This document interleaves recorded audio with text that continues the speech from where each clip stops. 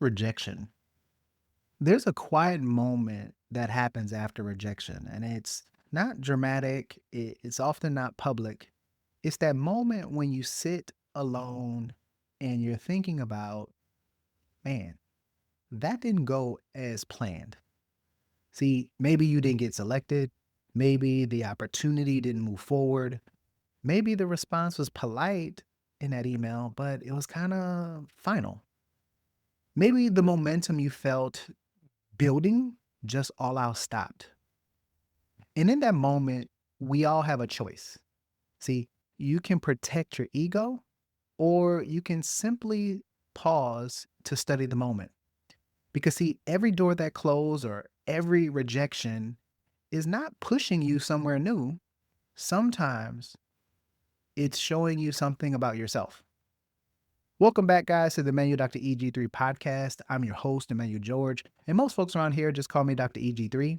This is a place where I try to talk about life, growth, and becoming, the real kind of becoming, the kind that requires honesty, reflection, and learning how to hold responsibility without losing yourself in the process. And without getting into all of the details, recently I experienced something that didn't move forward the way I anticipated to.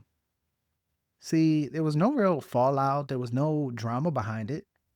It was just a door that didn't quite ajar like I thought it would. And if I'm honest, it stung a little. Not publicly, no one knew. It wasn't something major that was going on that was posted on social media, but I felt it internally. Subtle disappointment. You know, the kind that hits your confidence, that quiet recalibration of how to move forward, the moment where you replay everything in your mind, you go over and over again, you try to Monday morning quarterback it and figure out what happened. You ask yourself questions like, did I misread that? Was I unclear in my approach? Did I overestimate the type of capital or where I stood with that person? See, my first instinct was to try to rationalize it. Well, maybe it was the timing or it was just out of alignment. Maybe something is better ahead. This door was closed to get me to where I need to go. And guess what? All of that may still be true. I might be being misdirected into a place of where I'm ultimately need to be. But after sitting with that for a little bit, I started to ask myself just a little bit different sets of questions. If this isn't about them, maybe what is it revealing about me? And I can tell you this introspection is what I do most often when things don't go the way I intended to. I look internally to figure out, is this something that is it teaching me? Is it something that's revealing about my current position? Because see, rejection isn't always about redirection. Sometimes rejection is actually about revelation. See, rejection activates three deep psychological tensions inside of all of us. We question belonging, we question competence, and we really also question control. Belonging feels threatened when we're not chosen. What about me? Why don't I fit into the group? Competence feels questioned when outcomes don't go our way. Is it I'm not smart enough or I don't have the right skills? And control feels shaken when we realize we can't dictate those decisions. See, sometimes rejection reveals a skills gap, but not a values gap. It's a skill, something that you may be lacking or haven't developed yet. See, your ambition may be expanding faster than the refinement to get it to where it need to be. Your vision may be larger than the systems that currently are in your space to support you and guide you. And your confidence may have outpaced your current preparation. And I just want you to know that's not condemnation. That's not me hating. That's not me trying to ask you to play small. All of those things are just data. And instead of asking, why didn't they choose me?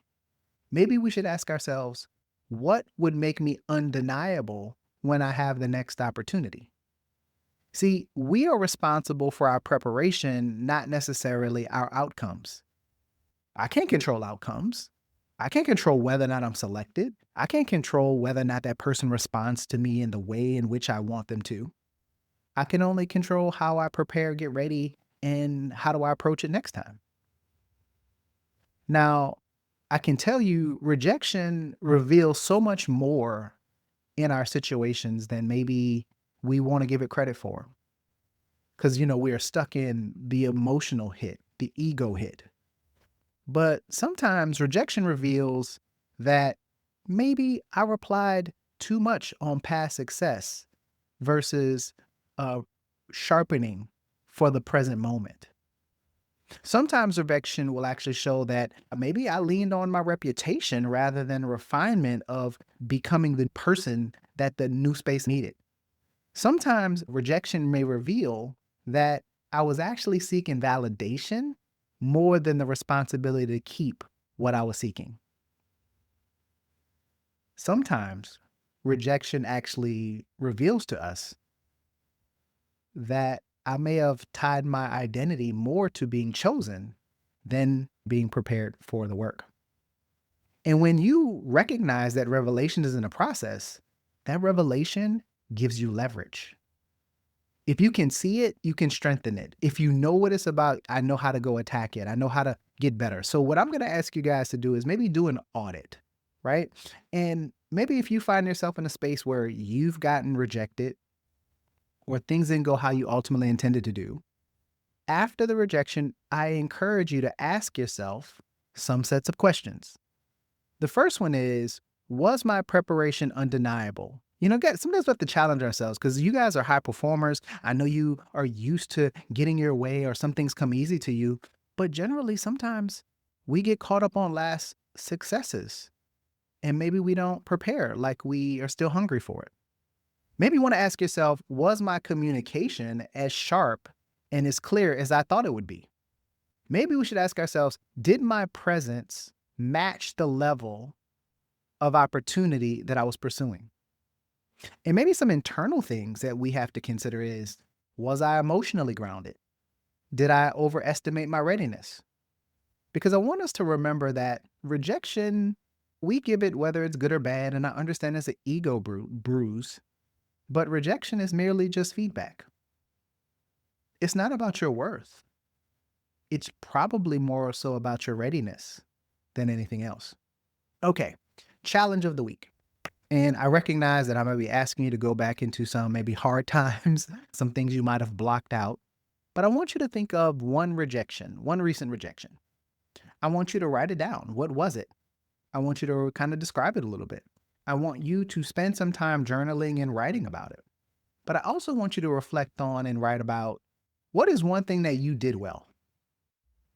What is one thing that needs to be refined from as you think about that circumstance? And then lastly, what is one standard you can raise immediately to ensure that you'll be better for the next opportunity? So again, write about the rejection. What is it? What was it about? Provide some context. And I want you to write what is one thing you did well, what is one thing that may need refinement, and what is one standard that you can raise immediately to ensure that you're in a better situation for the next opportunity. And lastly, I want you to take that one action, raise it. Next 7 days, you got a timeline, countdown, right? 7 days. Because see, revelation without action will ultimately turn into resentment. And our natural tendency is to resent the opportunity or the other when a lot of the time the challenge is within us. So I encourage you guys to choose refinement. Because see, again, rejection does not diminish your value. That's where we go. And when we're rejected, we start to question ourselves and what we're doing. But I can tell you, it exposes you to your next level. Not every closed door is pushing you somewhere new.